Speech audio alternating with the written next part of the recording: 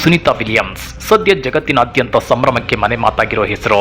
ಇವರು 9 ತಿಂಗಳ ಹಿಂದೆ ಬಾಹ್ಯಾಕಾಶ ಕೇಂದ್ರಕ್ಕೆ ಹೋಗಿದ್ದಕ್ಕೆ, ಅಲ್ಲಿ ಅವರು ಸ್ಟ್ರಕ್ ಆಗಿದ್ದಕ್ಕೆ, ಕಳೆದ 9 ತಿಂಗಳಿಂದ ಅಲ್ಲಿ ಏನ್ ಮಾಡ್ತಿದ್ರು, ಇವತ್ತು ಭೂಮಿಗೆ ಸೇಫ್ ಆಗಿ ಲ್ಯಾಂಡ್ ಆಗಿದ್ದೆಗೆ, ಏನಿದು ಸುನೀತಾ ವಿಲಿಯಮ್ಸ್ ಯಶೋಗಾಥೆ ಅಂತ ಅದನ್ನ ಡೀಟೇಲ್ ಆಗಿ ತೋರಿಸ್ತೀವಿ. ಆದ್ರೆ ಅದಕ್ಕಿಂತ ಮೊದಲು ಹಲೋ ಕನ್ನಡ ಯೂಟ್ಯೂಬ್ ಚಾನಲ್ ಅನ್ನ ಸಬ್ಸ್ಕ್ರೈಬ್ ಮಾಡ್ಕೊಳ್ಳಿ. ಹಾಗೇನೇ ಪಕ್ಕದಲ್ಲಿರೋ ಬೆಲ್ ಬಟನ್ ಅನ್ನು ಪ್ರೆಸ್ ಮಾಡಿ.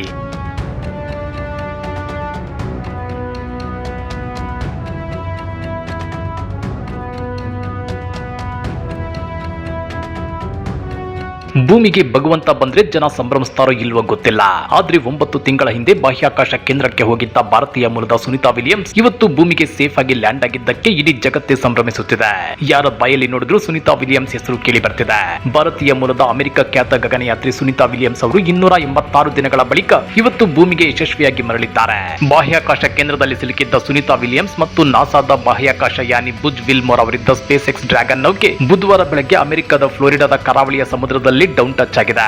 ಸುನೀತಾ ಬುಚ್ ಜೊತೆಗೆ ರಷ್ಯಾದ ಅಲೆಕ್ಸಾಂಡರ್ ಗೋರ್ಬುನೋವ್ ಮತ್ತು ಅಮೆರಿಕದ ನಿಕ್ ಹೇಗ್ ಅವರನ್ನ ಎಲಾನ್ ಮಸ್ಕ್ ಒಡೆತನದ ಸ್ಪೇಸ್ ಎಕ್ಸ್ ಕಂಪನಿಯ ಕ್ಯೂ ಡ್ರ್ಯಾಗನ್ ಕ್ಯಾಪ್ಸೂಲ್ಸ್ ಭೂಮಿಗೆ ತಂದಿದೆ.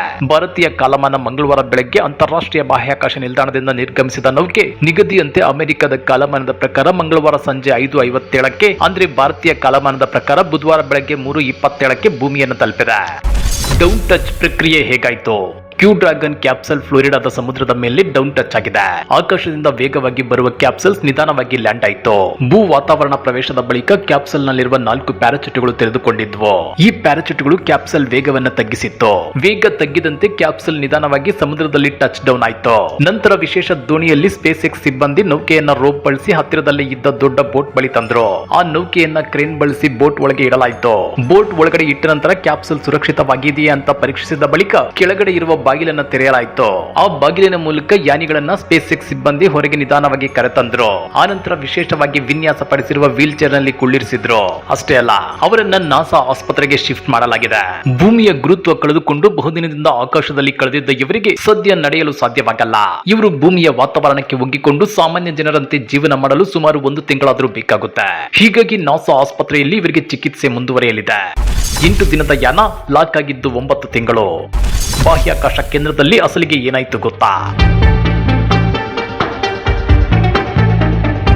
2024 ಜೂನ್ 6ರಂದು ಸುನೀತಾ ಮತ್ತು ವಿಲ್ಮೋರ್ 8 ದಿನಗಳ ಕಾರ್ಯಾಚರಣೆಗಾಗಿ ಬೋಯಿಂಗ್ ಸ್ಟಾರ್ ಲೈನರ್ ಕ್ಯಾಪ್ಸಲ್ ನಲ್ಲಿ ಬಾಹ್ಯಾಕಾಶಕ್ಕೆ ತೆರಳಿದ್ರು. ಆದ್ರೆ ಬಾಹ್ಯಾಕಾಶ ನೌಕೆಯ ಸಮಸ್ಯೆ ಹಾಗೂ ತಾಂತ್ರಿಕ ದೋಷಗಳಿಂದಾಗಿ ಹಿಂದಿರುಗಲು ಸಾಧ್ಯವಾಗಿರಲಿಲ್ಲ. ಈ ಮುಂಚೆ 2025ರ ಫೆಬ್ರವರಿ ತಿಂಗಳಿನಲ್ಲಿ ಭೂಮಿಗೆ ಮರಳಲಿದ್ದಾರೆ ಅಂತೇಳಿ ನಾಸಾ ಹೇಳ್ಕೊಂಡಿತ್ತು. ಆದ್ರೆ ಆ ನಂತರ ಆ ದಿನಾಂಕವನ್ನ ಮಾರ್ಚ್ಗೆ ಮುಂದೂಡಿಕೆ ಮಾಡಲಾಗಿತ್ತು. ನಿಮ್ಗೆ ಗೊತ್ತಿರಲಿ, ನಾಸಾದ ಸಹಭಾಗಿತ್ವದಲ್ಲಿ ಬೋಯಿಂಗ್ ರೂಪಿಸಿದ್ದ ಸ್ಟಾರ್ ಲೈನರ್ ಬಾಹ್ಯಾಕಾಶ ನೌಕೆಯ ಮೊದಲ ಮಾನವ ಸಹಿತ ಪರೀಕ್ಷಾರ್ಥ ಪ್ರಮಾಣದ ಭಾಗವಾಗಿ ಉಪಗ್ರಹ ಉಡಾವಣೆ ಮಾಡಲಾಗಿತ್ತು. ಸುನೀತಾ ಮತ್ತು ಬುಚ್ ಇಬ್ಬರು ಗಗನಯಾತ್ರಿಗಳು ಜೂನ್ 5ರಂದು ಅಂತಾರಾಷ್ಟ್ರೀಯ ಬಾಹ್ಯಾಕಾಶ ನಿಲ್ದಾಣಕ್ಕೆ ಹೋಗಿದ್ರು. 8 ದಿನಗಳ ಕಾಲ ಅಲ್ಲಿದ್ದು ಜೂನ್ 14ರಂದು ಸ್ಟಾರ್ ಲೈನರ್ ಮೂಲಕವೇ ಭೂಮಿಗೆ ವಾಪಸ್ ಆಗಬೇಕಿತ್ತು. ಆದ್ರೆ ತಾಂತ್ರಿಕ ಸಮಸ್ಯೆಗಳ ಕಾರಣದಿಂದ ಅವರು ಬಾಹ್ಯಾಕಾಶದಲ್ಲೇ ಉಳಿಯುವಂತಾಗಿತ್ತು. 9 ತಿಂಗಳ ಕಾಲ ಬಾಹ್ಯಾಕಾಶದಲ್ಲಿದ್ದು ಇವತ್ತು ಭೂಮಿಗೆ ವಾಪಸ್ಸಾದ ನಾಸಾ ಗಗನಯಾತ್ರಿಗಳಾದ ಸುನೀತಾ ವಿಲಿಯಮ್ಸ್ ಮತ್ತು ಬುಜ್ ವಿಲ್ಮೋರ್ ಬಗ್ಗೆ ಎಲ್ಲೆಡೆ ಸಂತಸ ವ್ಯಕ್ತವಾಗ್ತಿದೆ. ಸುನೀತಾ ವಿಲಿಯಮ್ಸ್ ಅವರ ಪೂರ್ವಜರು ಭಾರತದ ಗುಜರಾತ್ ಮೂಲದವರು. ಗುಜರಾತ್ನ ಮೆಕ್ಸಾನಾ ಜಿಲ್ಲೆಯಲ್ಲಿ ಸುನೀತಾ ವಿಲಿಯಮ್ಸ್ ಅವರ ಪೂರ್ವಜರ ಹಳ್ಳಿಯ ನಿವಾಸಿಗಳು ಇವತ್ತು ಬೆಳಗ್ಗೆಯಿಂದಲೇ ಸಂಭ್ರಮಾಚರಣೆಯಲ್ಲಿ ತೊಡಗಿರುವುದು ಕಂಡು ಬಂದಿತ್ತು.